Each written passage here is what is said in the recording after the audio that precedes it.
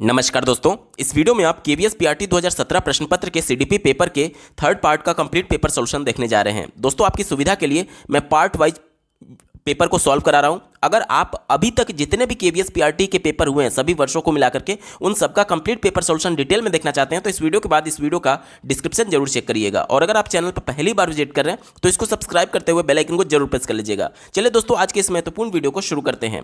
पहला प्रश्न आप अपने स्क्रीन पर देख पा रहे होंगे।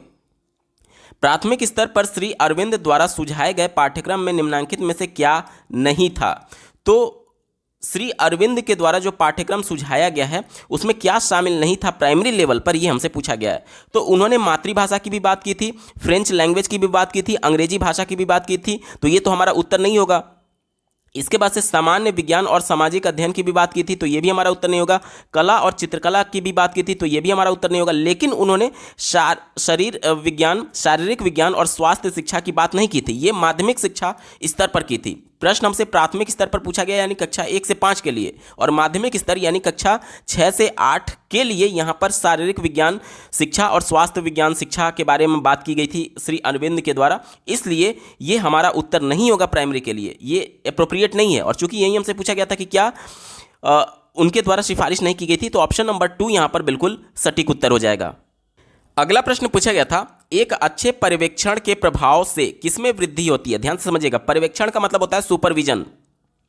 सुपरविजन के माध्यम से किसके में वृद्धि होगी ये हमसे पूछा जा रहा है। तो देखिए, सुपरविजन पर्यवेक्षण करने का मतलब कि जैसे आप ऐसे समझ सकते हैं कि स्कूल में जो चेकिंग होती है, कई बार ऑफिसर्स आते हैं कि विद्यालय में शिक्षण का काम ठीक से हो रहा है या नहीं, तो इस चेकिंग के माध्यम से, पर्यवेक्षण के माध्यम से किसमें सबसे ज़्यादा वृद्धि होगी ये प्रश्न हमसे पूछा जा रहा है। पहला दिया गया शिक्षकों में समय की अनुपालना, ये बात तो पॉजिटिव हो सकती है। क्यों? क्योंकि आप लोग देखते होंगे कि शिक्षक जो होते हैं जो समय से विद्यालय नहीं पहुंचते हैं या फिर कई बार विद्यालय भी नहीं जाते हैं, ये लगातार हमारे समाज में जो सिचुएशन है उसी को मैं बयां कर रहा हूँ। कई बार शिक्षक जो होते हैं वो बहुत लापरवाह हो जाते हैं, तो इनके लिए सुपरविजन बहुत ज़्यादा जरूरी है कि समय से ये टीचर विद्यालय पहुंच भी रहे हैं या नहीं। और लगातार आप लोग देखते होंगे न्यूज़पेपर के माध्यम से कि इन पर एक्शन भी लिया जाता है, जो कि बिना बताए छुट्टी ले लेते हैं और या फिर इन सभी चीज़ों को लेकर के। तो वो जो शिक्षक है वो अपने ड्यूटी को सीरियस नहीं ले रहे हैं, इस वजह से लगातार पर्यवेक्षण करने की आवश्यकता होती है। तो निश्चित तौर पर शिक्षकों में समय की अनुपालना बढ़ेगी अगर पर्यवेक्षण होता है तो ये विकल्प हो सकता है, लेकिन पूरी तरीके से होगा या नहीं ये आगे तय करेंगे। दूसरा देखिए, सामुदायिक संतोष, ये भी बात बिल्कुल सही। समुदाय क्या होता है? समुदाय जिस स्थानीय विशेष में वो विद्यालय है उस स्थानीय विशेष से संबंधित लोग ही तो समुदाय के पार्ट होंगे। जो बच्चे उस विद्यालय में पढ़ रहे हैं उनके माता पिता, उनके परिवार के सदस्य तो उस स्थानीय परिवेश में रहेंगे, यानी वो समुदाय का पार्ट होंगे। यानी कि अगर विद्यालय में सुपरविजन होगा, लगातार पर्यवेक्षण हो रहा है, लगातार चेकिंग हो रही है कि पढ़ाई का स्तर क्या है, बच्चों के खेलने के लिए प्लेग्राउंड में सफाई है या नहीं, पीने की शुद्ध पानी का व्यवस्था है या नहीं, इसके अलावा जो इनको मिड डे मील के माध्यम से भोजन दिया जा रहा है क्या वो पौष्टिक भोजन है या नहीं। तो जब इस प्रकार की लगातार चेकिंग होगी तो उनके पेरेंट भी तो कहीं ना कहीं संतोष रहेंगे, उनके मन में संतोष रहेगा कि हाँ विद्यालय में लगातार चेकिंग हो रही है, इस वजह से वहाँ की व्यवस्था ठीक होगी। तो निश्चित तौर पर जो पर्यवेक्षण होता है, जो सुपरविजन होता है, वो समुदाय में संतोष को बढ़ाता है। तो ये भी बात बिल्कुल पॉजिटिव है, हो सकता है, लेकिन मैं फिर भी स्टार लगा रहा हूँ। चौथा देखिए, पाठ्य सहगामी क्रियाओं में भागीदारी, पाठ्य सहगामी क्रियाओं में भागीदारी। अब यहाँ पर जो ऑफिसर्स आते हैं चेक इन करने के लिए वो कुछ सुझाव भी देते हैं, जैसे कि प्राथमिक विद्यालयों में एक रजिस्टर होता है कि वहाँ पर कौन विजिट किया और उनका सलाह क्या है, वो उस रजिस्टर में मेंटेन किया जाता है। और जो अच्छा सलाह होता है निश्चित तौर पर वहाँ के प्रिंसिपल उसको फॉलो करते हैं।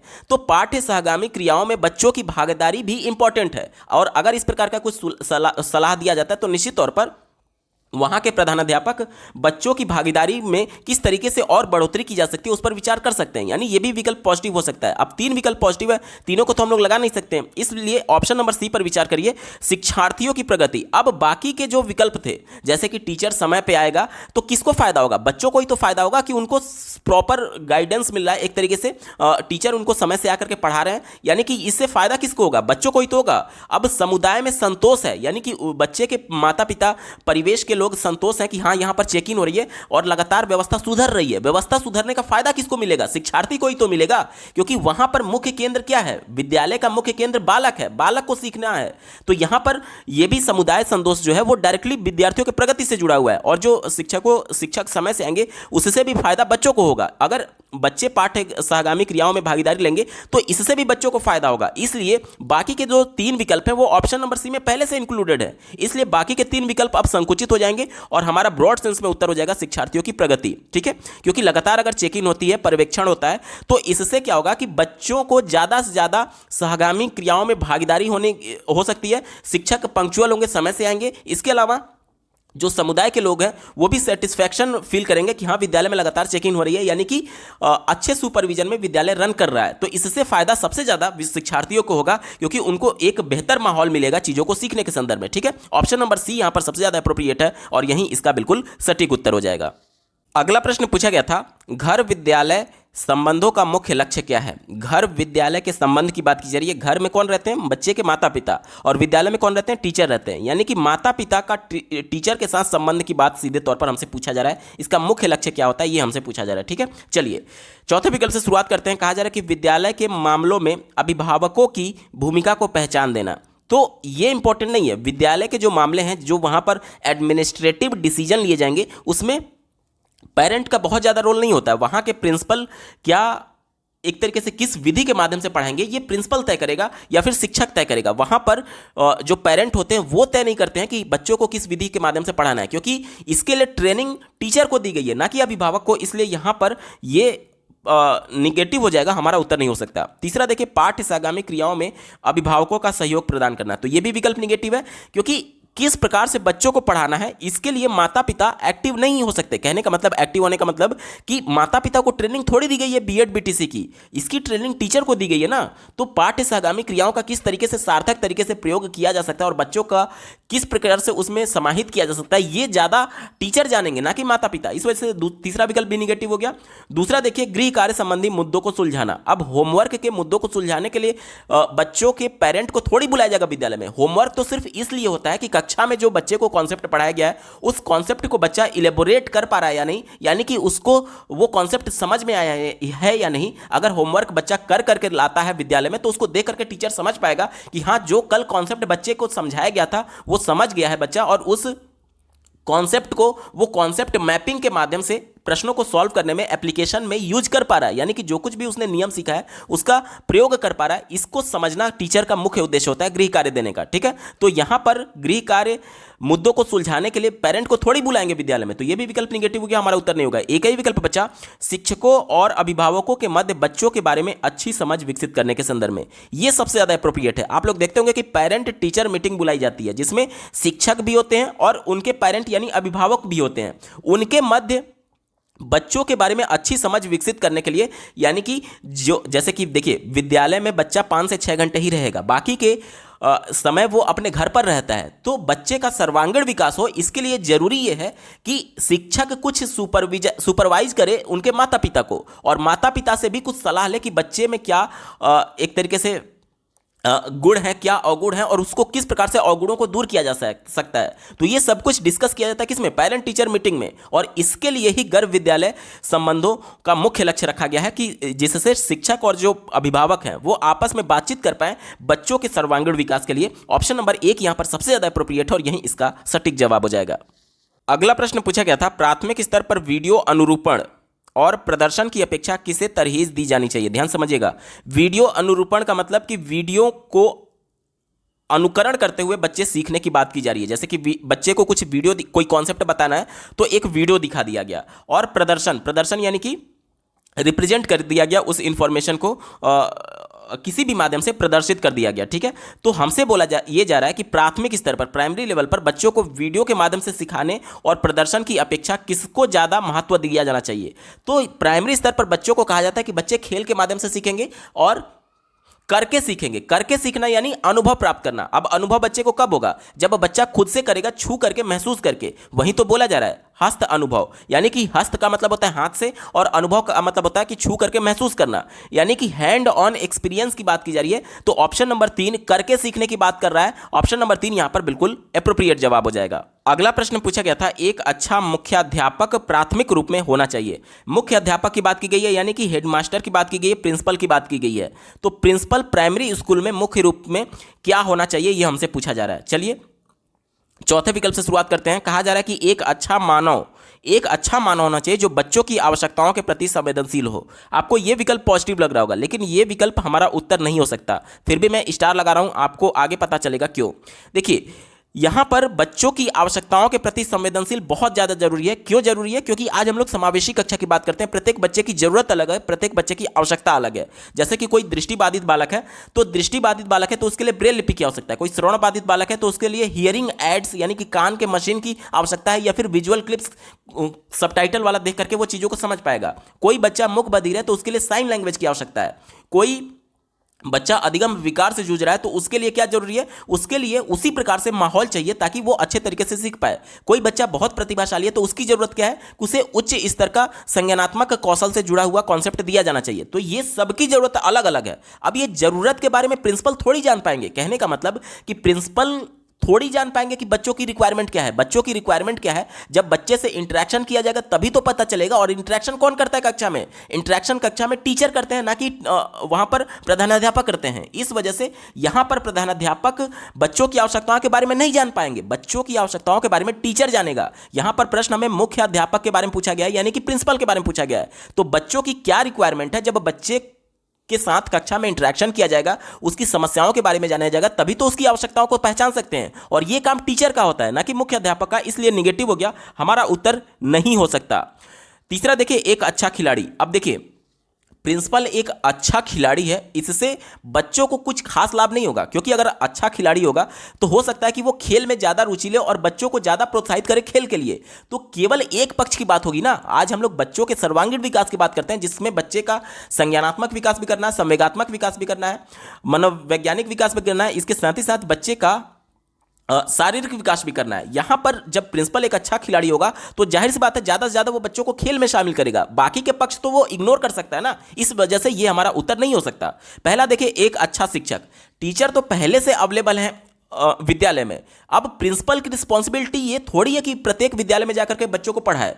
प्रत्येक विद्यालय में बच्चों को जाकर के पढ़ाए इंपॉर्टेंट नहीं है, बल्कि विद्यालय में जो एक तरीके से एडमिनिस्ट्रेशन है उसको सही तरीके से सुचारू रूप से चलाना, सभी सिचुएशन को कंट्रोल करना, ताकि अच्छा एक माहौल बन पाए, पॉजिटिव इन्वायरमेंट बन पाए। यहां पर यह सबसे ज्यादा इंपॉर्टेंट होता है प्रिंसिपल के लिए। तो ये शिक्षा का काम तो शिक्षक करेगा। एक ही विकल्प बचा, एक अच्छा प्रशासक। अब अच्छा प्रशासक होगा तभी तो टीचर को वो कहीं ना कहीं मोटिवेट करेगा कि वो और अच्छी शिक्षण विधि का प्रयोग करे, ताकि बच्चे का अधिगम अर्थपूर्ण हो पाए। एक अच्छा प्रशासक होगा तभी तो कक्षा में स्वच्छता और इन सभी चीजों को एक तरीके से मुख्य पार्ट बनाया जा सकता है। अगर एक अच्छा प्रशासक होगा तभी तो सभी टीचर्स को मोटिवेट करेगा पंक्चुअल रहने के लिए। एक अच्छा प्रशासक होगा तभी तो जो शिक्षण अधिगम सामग्रियों को समाहित किया जा सकता है शिक्षण अधिगम प्रक्रिया में। एक अच्छा प्रशासक होगा तभी तो बच्चे और टीचर के बीच में एक अच्छे रिलेशन को मोटिवेट कर सकता है, प्रोत्साहित कर सकता है। एक अच्छा प्रशासक होगा तभी तो पूरे सिचुएशन को कंट्रोल कर सकता है। तो यह सबसे ज्यादा इंपॉर्टेंट है।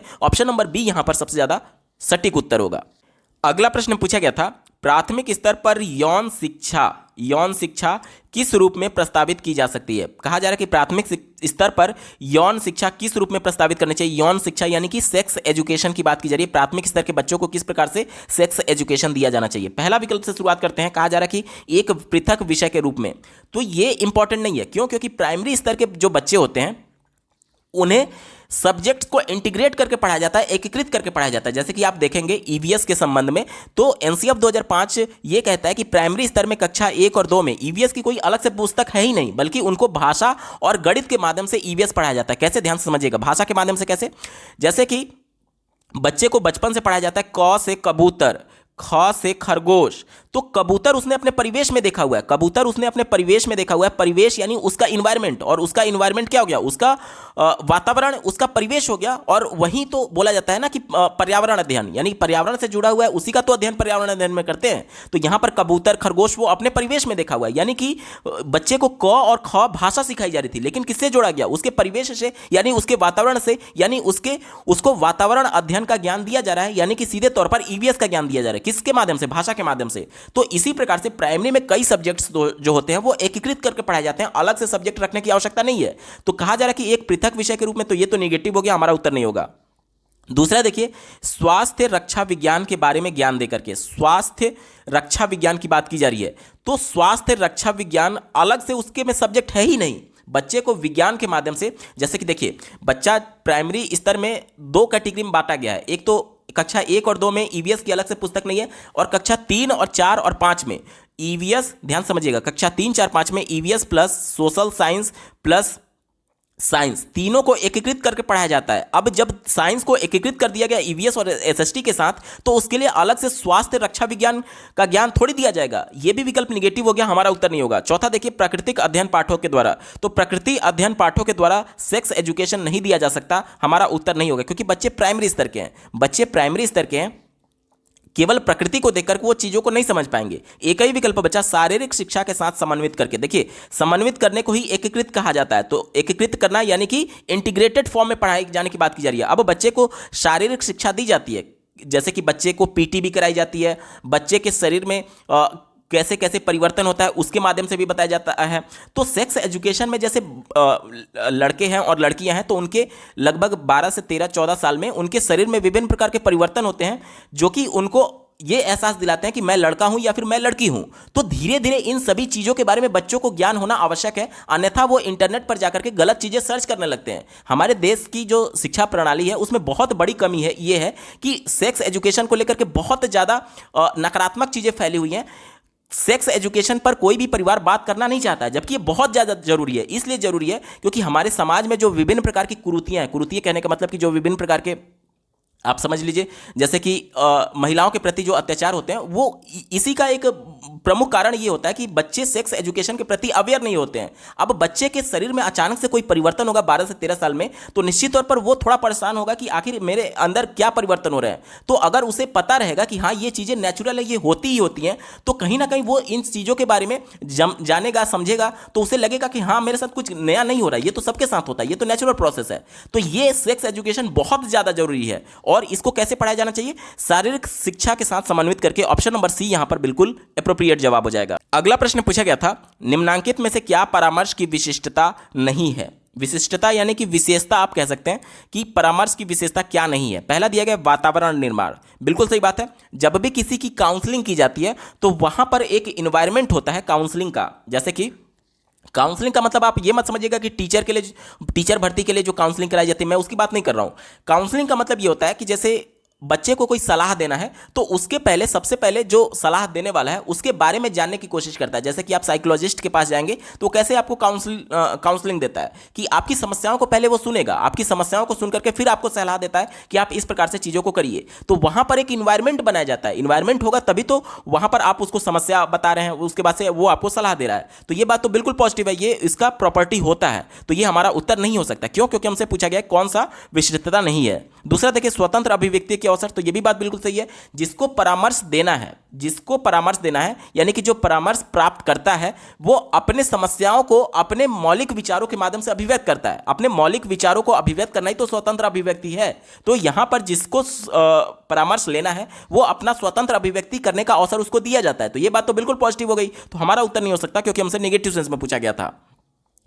तीसरा देखिए, परामर्शदाता का आवेदन, आवेदन नहीं बल्कि यहां पर इन्वॉल्वमेंट की बात की गई है। यहां पर ये मिसप्रिंट हुआ है, आवेदन नहीं बल्कि इन्वॉल्वमेंट की बात की गई। इन्वॉल्वमेंट यानी कि सम्मिलित होना, यानी कि जाहिर सी बात है जो परामर्श देगा, जो परामर्शदाता है, यानी कि जो सजेशन देगा, वो भी तो शामिल होगा उसमें ना। क्योंकि मान लीजिए कि ग्रुप में हो रहा है, सजेशन किसी को दिया जा रहा है, कक्षा में कोई काउंसलिंग टीचर के द्वारा किया जा रहा है बच्चों की समस्याओं को जानने के लिए, तो वहां पर जो टीचर है वही तो परामर्शदाता है, वही तो सजेशन प्रोवाइड करेगा, तो वो तो शामिल होगा ही होगा। तो ये भी बात बिल्कुल पॉजिटिव हो गई, हमारा उत्तर नहीं हो सकता। एक ही विकल्प बचा, व्यक्तिगत साक्षात्कार। देखिए, अब परामर्श जो होता है वो जरूरी नहीं है कि व्यक्तिगत भी हो। अब कक्षा में कोई टीचर बच्चों को सलाह दे रहा है उनकी समस्याओं को जानने के बाद कि आप इस प्रकार से पढ़ाई करिए, इस प्रकार से तैयारी करिए अपनी परीक्षा के लिए, ये सभी चीजें, तो वहां पर भी काउंसलर के तौर पर शिक्षक को देखा जाएगा। तो जरूरी नहीं है कि प्रत्येक बच्चे को अलग अलग इंडिविजुअली वो एक तरीके से एग्जामिन करे। कक्षा में सभी बच्चों को समूहों में भी वो एग्जामिन करके बच्चों को सजेशन दे सकता है। तो ये कहीं ना कहीं कम इंपॉर्टेंट है, और कम इंपॉर्टेंट है इसलिए चूंकि हमसे निगेटिव सेंस में ही पूछा गया था, तो ये निगेटिव हो जाएगा। ऑप्शन नंबर डी यहां पर बिल्कुल एप्रोप्रिएट जवाब हो जाएगा। अगला प्रश्न पूछा गया था, शिक्षक का प्रथम दायित्व किसके प्रति होता है? प्रथम दायित्व हमसे पूछा जा रहा है, टीचर का फर्स्ट रिस्पॉन्सिबिलिटी किसके प्रति है, ये हमसे पूछा जा रहा है। पहला दिया गया, चौथा दिया गया समुदाय के प्रति। तो देखिए, समुदाय में वहाँ के स्थानीय परिवेश के लोग आएंगे जिसमें बच्चे के माता पिता भी हैं, और माता पिता क्या चाहते हैं कि हमारा बच्चा ठीक ढंग से पढ़ाई करे। यानी कि जो टीचर है वो ठीक ढंग से पढ़ाई किसको कराएगा? बच्चों को ही तो कराएगा। यानी कि समुदाय की जो अपेक्षा है वो ये है कि शिक्षक हमारे बच्चों को ठीक ढंग से पढ़ाए। तो समुदाय के प्रति रिस्पॉन्सिबिलिटी नहीं होगी। क्यों नहीं होगी? क्योंकि समुदाय तो खुद ही चाहता है ना कि हमारे बच्चों को ठीक ढंग से पढ़ाया जाए। तो समुदाय तो ये चाहता है कि बच्चों के प्रति शिक्षा की रिस्पॉन्सिबिलिटी हो। तो ये विकल्प समुदाय वाला निगेटिव हो गया। तीसरा देखिए, विद्यालय प्रशासन। तो विद्यालय प्रशासन भी तो ये चाहता है ना कि जैसे स्कूल मैनेजमेंट है वो यही तो चाहता है कि हमारे यहाँ के जो बच्चे हैं वो अच्छे से पढ़ाई करके अच्छे रिजल्ट को प्राप्त करें। तो विद्यालय प्रशासन भी किसके प्रति रिस्पॉन्सिबल है? वो विद्यार्थी के प्रति रिस्पॉन्सिबल है। तो ये भी हमारा उत्तर नहीं होगा। उसके द्वारा पढ़ाए जाने वाले विषय, यानी टीचर जो विषय पढ़ा रहा है उसके प्रति दायित्व की बात की जा रही है। तो टीचर जो है वो विषय किसी जानवर को या फिर किसी निर्जीव वस्तु को थोड़ी पढ़ाएगा। यहां पर बच्चा जो विषय है वो तो बच्चों को ही पढ़ाएगा ना, जो वहां के शिक्षार्थी हैं। तो विषय भी इंपॉर्टेंट नहीं है, यहां पर सबसे ज्यादा इंपॉर्टेंट है विद्यार्थी। क्योंकि जो शिक्षक है, शिक्षण अधिगम प्रक्रिया बोला जाता है। शिक्षण का काम शिक्षक का है और अधिगम का काम बच्चों का है। यानी कि टीचर विद्यार्थियों के प्रति सबसे ज्यादा दायित्व होना चाहिए उसका। ऑप्शन नंबर बी यहां पर बिल्कुल एप्रोप्रिएट जवाब हो जाएगा।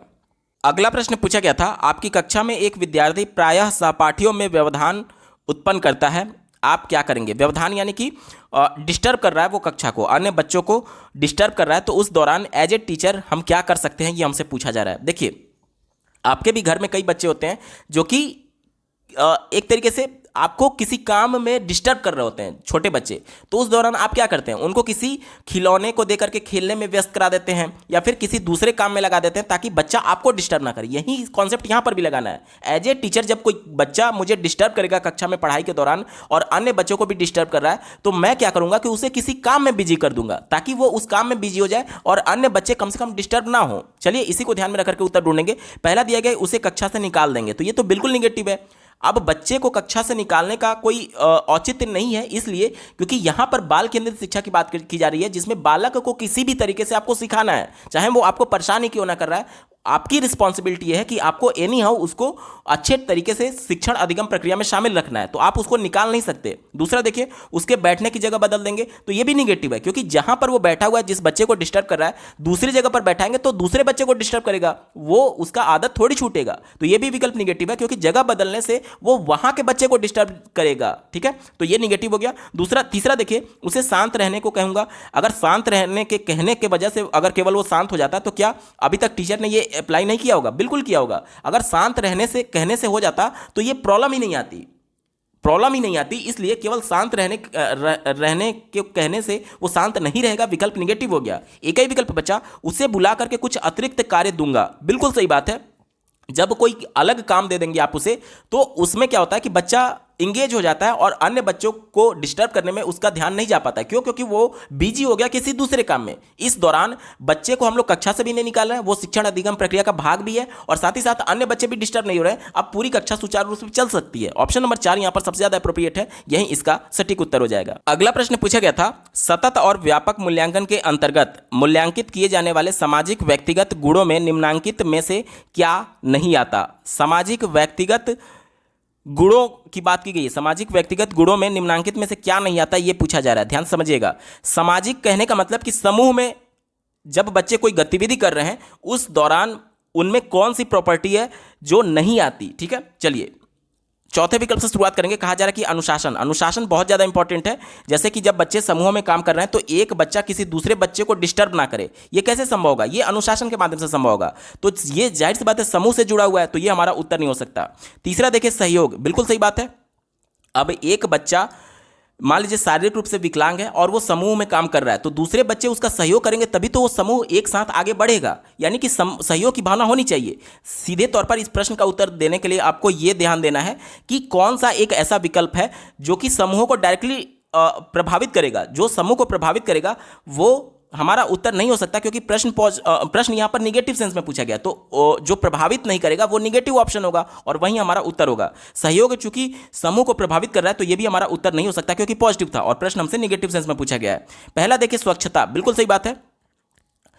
देश भर में स्वच्छता अभियान चलाया जा रहा है, तो क्या किसी एक व्यक्ति विशेष का ये कार्य हो सकता है कि पूरे देश में स्वच्छता अपनाया जा सके? नहीं संभव है। जैसे कि हम लोग जिस मोहल्ले में रहते हैं, हमारे मोहल्ले में जो भी एक तरीके से परिवार है, वो सभी परिवार मिलकर ही पूरे मोहल्ले को स्वच्छ रख सकते हैं। ये भी एक समूह का कार्य है, तो ये भी समूह से जुड़ा हुआ प्रश्न विकल्प है, तो ये भी हमारा उत्तर नहीं होगा। लेकिन अगर बात करें चित्रकला की, तो चित्रकला प्रत्येक बच्चा अपने इंडिविजुअल लेवल पर भी बना सकता है, ठीक है। तो ये समूह का एक तरीके से गुण नहीं है, इसलिए निगेटिव सेंस में, और चूंकि हमसे निगेटिव वाला पूछा गया था, ऑप्शन नंबर 2 यहां पर बिल्कुल एप्रोप्रिएट जवाब हो जाएगा।